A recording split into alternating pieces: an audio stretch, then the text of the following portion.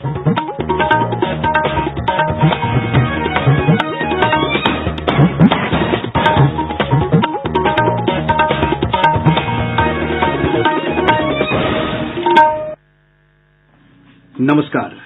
ये आकाशवाणी पटना है। अब आप खालिद रशीद से प्रादेशिक समाचार सुनिए। पहले मुख्य समाचार। राज्य में अधिकांश कोविड प्रतिबंध आज से हटा लिए गए। सभी धार्मिक स्थल खुले, रात्रि कर्फ्यू का प्रावधान भी समाप्त। विश्वविद्यालय, कॉलेज, स्कूल और कोचिंग संस्थान अब 100% उपस्थिति के साथ खुल जाएंगे। दुकानें, मॉल और व्यापारिक प्रतिष्ठान साप्ताहिक अवकाश को छोड़कर प्रतिदिन खुलेंगे। केंद्र सरकार ने सभी शिक्षकों को 5 सितंबर से पहले कोविड का टीका लगाने का दिया निर्देश। और नेपाल के जलग्रहण क्षेत्रों तथा उत्तर बिहार के जलग्रहण क्षेत्र में लगातार हो रही बारिश से राज्य में बाढ़ की स्थिति और बिगड़ी। गंगा, पुनपुन और अधवारा समूह की नदियों में उफान के कारण नए इलाकों में बाढ़ का पानी फैला। देश भर में 18 वर्ष से अधिक आयु वर्ग के लोगों के लिए सरकारी केंद्रों पर निःशुल्क कोविड टीकाकरण अभियान जारी है। युवाओं से आग्रह है कि कोविड से बचाव का टीका अवश्य लगवाएं और अन्य लोगों को भी इसके लिए प्रोत्साहित करें। जब तक आवश्यक न हो, घर से बाहर न निकलें और 3 सरल उपायों का पालन करते रहें। मास्क लगाएं, 2 गज की सुरक्षित दूरी बनाए रखें, हाथ और मुंह साफ रखें। साथ ही कोविड से संबंधित जानकारी प्राप्त करने और मार्गदर्शन के लिए आप राष्ट्रीय हेल्पलाइन नंबर 1075 पर संपर्क कर सकते हैं। बिहार सरकार के हेल्पलाइन नंबर 104 पर भी जानकारी प्राप्त की जा सकती है। अब समाचार विस्तार से। राज्य में कोरोना संक्रमण के मामलों में लगातार आ रही कमी को देखते हुए कोविड प्रतिबंधों में और छूट दी गई है। आज से सभी दुकानें, प्रतिष्ठान, मॉल और उद्यान सामान्य रूप से खुल जाएंगे। मंदिर, मस्जिद, गुरुद्वारा और गिरजाघर समेत सभी धार्मिक स्थलों को भी खोलने की अनुमति मिल गई है।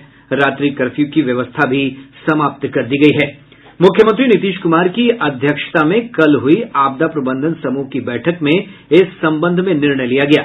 नए प्रावधान 25 सितंबर तक प्रभावी रहेंगे। एक रिपोर्ट।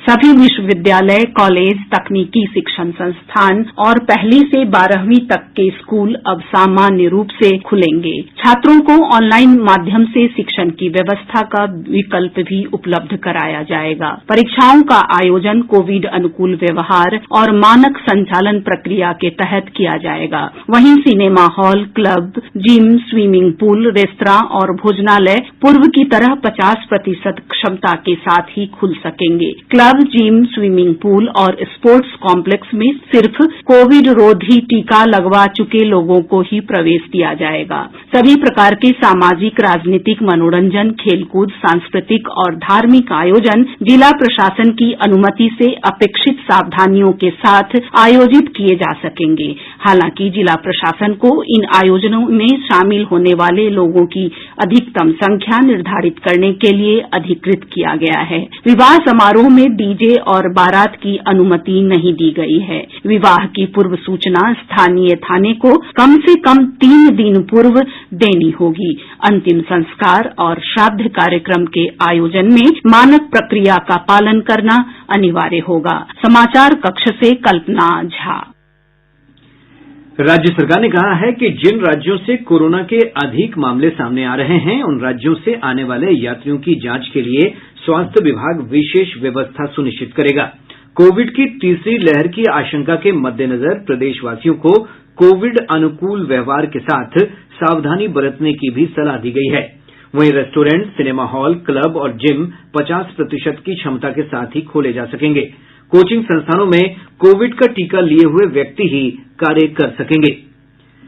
प्रदेश में पिछले 24 घंटों के दौरान 5,55,000 लोगों को कोरोना के टीके लगाए गए। एक दिन में कोरोना टीकाकरण के मामले में बिहार तीसरे स्थान पर रहा है। कल सबसे अधिक टीका समस्तीपुर जिले में 41,619 लोगों को लगाया गया, जबकि पूर्वी चंपारण इस मामले में दूसरे स्थान पर रहा। वहीं राज्य में अब तक 3,37,36,000 से अधिक लोगों को कोविड से बचाव के टीके लगाए जा चुके हैं। केंद्र सरकार ने राज्यों को निर्देश दिया है कि 5 सितंबर से पहले सभी शिक्षकों और स्कूल कर्मचारियों का कोविड टीकाकरण सुनिश्चित करें। केंद्रीय स्वास्थ्य मंत्री मनसुख मंडाविया ने ट्वीट कर कहा कि इसके लिए जल्द ही राज्यों को 2 करोड़ अतिरिक्त टीके दिए जाएंगे। उन्होंने कहा कि कई राज्यों में स्कूलों को खोलने की शुरुआत हो रही है, इसलिए शिक्षकों और अन्य कार्मिकों के टीकाकरण की दिशा में यह महत्वपूर्ण कदम है। बाद में केंद्रीय स्वास्थ्य सचिव राजेश भूषण ने राज्य के प्रधान स्वास्थ्य सचिवों के साथ टीकाकरण कार्यक्रम की समीक्षा की, जिसमें उन्होंने स्वास्थ्य मंत्री की घोषणा के क्रियान्वयन पर जोर दिया। स्वास्थ्य सचिव ने कहा कि 27 से 31 अगस्त के बीच राज्यों को शिक्षकों के टीकाकरण के लिए अतिरिक्त खुराक भेजी जाएगी। शिक्षकों के टीकाकरण के लिए UDISE पोर्टल के आंकड़ों का इस्तेमाल किया जा सकता है। प्रदेश में पिछले 24 घंटों के दौरान कोरोना संक्रमण के 31 नए मामलों की पुष्टि हुई है। स्वास्थ्य विभाग से प्राप्त जानकारी के अनुसार सबसे अधिक 8 नए मामले सहरसा जिले में मिले हैं। राज्य के 27 जिलों से एक भी नए मामले सामने नहीं आए हैं। राज्य में अब तक 7,15,881 मरीज स्वस्थ हो चुके हैं। स्वस्थ होने की दर 98.63% है। सक्रिय मरीजों की संख्या 104 हो गई है। वहीं बांका, बक्सर, गया, खगड़िया समेत 12 जिलों में कोरोना के एक भी सक्रिय मरीज नहीं हैं। प्रधानमंत्री नरेंद्र मोदी आकाशवाणी से इस महीने की 29 तारीख रविवार को मन की बात कार्यक्रम में देश विदेश के लोगों के साथ अपने विचार साझा करेंगे। इस मासिक रेडियो कार्यक्रम की यह 80वीं कड़ी होगी। प्रधानमंत्री ने इस कार्यक्रम में शामिल किए जाने वाले विषयों पर भी लोगों से सुझाव मांगे हैं। लोग अपने विचार नमो ऐप या MyGov ओपन फोरम पर भेज सकते हैं। टोल फ्री नंबर 1800-117800 पर अपने संदेश हिंदी और अंग्रेजी में रिकॉर्ड भी करा सकते हैं। फोन लाइनें कल तक खुली रहेंगी। प्रधानमंत्री को सीधे अपने सुझावों से अवगत कराने के लिए 1922 पर मिस्ड कॉल देकर और SMS के जरिए प्राप्त लिंक का अनुसरण कर सुझाव दिया जा सकता है। केंद्र सरकार आजादी का अमृत महोत्सव के उपलक्ष्य में टेलीमेडिसिन, डिजिटल स्वास्थ्य और आर्टिफिशियल इंटेलिजेंस के क्षेत्र में 75 स्टार्टअप को सहयोग देने के लिए शीघ्र ही विशेष पहल योजना शुरू कर रही है। जैव प्रौद्योगिकी विभाग के अंतर्गत सार्वजनिक क्षेत्र के उद्यम जैव प्रौद्योगिकी उद्योग अनुसंधान सहायता परिषद BIRAC इस कार्यक्रम की शुरुआत करेगा।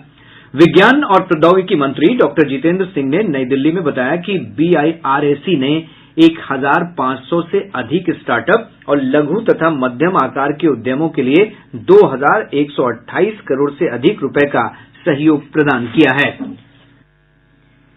प्रादेशिक समाचार आप आकाशवाणी पटना से सुन रहे हैं। केंद्र सरकार ने गन्ने का लाभकारी मूल्य बढ़ाकर 290 रुपए प्रति क्विंटल कर दिया है। खाद्य और सार्वजनिक वितरण मंत्री पीयूष गोयल ने कहा कि मंत्रिमंडल के इस फैसले से 5 करोड़ गन्ना किसानों को लाभ होगा। श्री गोयल ने कहा कि इस फैसले का लाभ चीनी मिलों के 5 लाख कामगारों और उनसे जुड़ी गतिविधियों में शामिल लोगों को भी मिलेगा। Fair and remunerative price FRP जो शुगर केन पे दिया जाता है उसको बढ़ाकर अब 290 रुपए प्रति क्विंटल करने का निर्णय लिया गया, जो 10% रिकवरी के ऊपर आधारित होगा। जब रिकवरी 10% से अधिक हो जाती है तो उसका प्रोपोर्शनेट 0.1% इंक्रीज के लिए हर 0.1% इंक्रीज के लिए अधिकांश ₹2.90 प्रति क्विंटल और दिया जाता है और न्यूनतम बेसिक जो प्राइस मिलती है उसको भी 9.5% पर रोका गया है कि 9.5% से कम अगर किसी किसान का रिकवरी होती है तो 9.5% पे ही आधारित उनको 275 रुपए 50 पैसे प्रति क्विंटल उनको भी मिलेगा अगर 9.5% से नीचे भी हो तो। नेपाल तथा उत्तर बिहार के जलग्रहण क्षेत्रों में हो रही लगातार बारिश से राज्य के बाढ़ प्रभावित क्षेत्रों में स्थिति और गंभीर हो गई है। निचले इलाकों में एक बार फिर बाढ़ की आशंका बढ़ गई है। इधर सीतामढ़ी जिले में नदियों के जलस्तर में लगातार उतार चढ़ाव जारी है। बागमती नदी डुब्बा घाट में खतरे के निशान से ऊपर बह रही है, जबकि अधवारा नदी का जलस्तर सुंदरपुर में खतरे के निशान को पार कर गया है। समस्तीपुर जिले में भी लगातार हो रही भारी बारिश के कारण बाढ़ प्रभावित इलाकों में स्थिति गंभीर हो गई है। हमारे संवाददाता ने बताया कि गंगा नदी के जलस्तर में कमी के बावजूद जिले के मोहिउद्दीन नगर, विद्यापति नगर और मोहनपुर प्रखंडों के 30 गांवों में बाढ़ का पानी अब तक फैला हुआ है। पश्चिम चंपारण जिले में एक बार फिर बाढ़ का खतरा मंडराने लगा है। वाल्मीकिनगर गंडक बराज से आज 1,67,000 क्यूसेक पानी छोड़े जाने से गंडक नदी का जलस्तर तेजी से बढ़ रहा है। नदी का पानी वाल्मीकिनगर टाइगर रिजर्व में फैलने लगा है। वहीं अररिया जिले के सिकटा प्रखंड में नूना नदी के उफान पर रहने के कारण निचले इलाकों में बाढ़ का खतरा उत्पन्न हो गया है। दूसरी तरफ गंगा, सोन और पुनपुन नदी के जलस्तर में कमी आने से पटना समेत दक्षिण बिहार के बाढ़ प्रभावित क्षेत्रों में हालात धीरे धीरे सामान्य हो रहे हैं। हालांकि शेखपुरा जिले में हरोहर नदी का जलस्तर कम होने के बावजूद बाढ़ प्रभावित इलाकों में लोगों की समस्याएं अब भी कम नहीं हुई हैं। इधर केंद्रीय जल आयोग के अनुसार पटना के हाथीदह में गंगा 36 सेंटीमीटर और कहलगांव में 72 सेंटीमीटर ऊपर बह रही है, जबकि पुनपुन नदी पटना के श्रीपालपुर में खतरे के निशान से 36 सेंटीमीटर ऊपर बह रही है। इधर घाघरा नदी का जलस्तर सीवान के दरौली में खतरे के निशान से 16 सेंटीमीटर ऊपर, गंडक नदी का जलस्तर गोपालगंज के डुमरिया घाट में 42 सेंटीमीटर ऊपर, बूढ़ी गंडक का जलस्तर समस्तीपुर में 6 सेंटीमीटर और खगड़िया में 98 सेंटीमीटर ऊपर दर्ज किया गया है। बागमती नदी दरभंगा के हायाघाट में 68 सेंटीमीटर और मुजफ्फरपुर के बेनीबाद में लाल निशान से 2 सेंटीमीटर ऊपर बह रही है। प्रदेश के अधिकांश भागों में दक्षिण पश्चिम मानसून पूरी तरह सक्रिय है। मानसून की ट्रफ रेखा राज्य के उत्तरी भागों से होकर गुजर रही है, जिसके कारण प्रदेश के अधिकतर भागों में मध्यम से भारी बारिश का सिलसिला जारी है। राजधानी पटना और उसके आसपास के क्षेत्रों में आज सुबह से ही बारिश हो रही है। इधर मौसम विभाग ने अगले 24 घंटों के दौरान कई स्थानों पर अत्यधिक बारिश का अलर्ट जारी किया है। मौसम विज्ञान केंद्र पटना की वैज्ञानिक आरती गुप्ता ने बताया कि पश्चिम चंपारण, पूर्वी चंपारण, सुपौल, अररिया, किशनगंज समेत विभिन्न जिलों में भारी बारिश की आशंका है।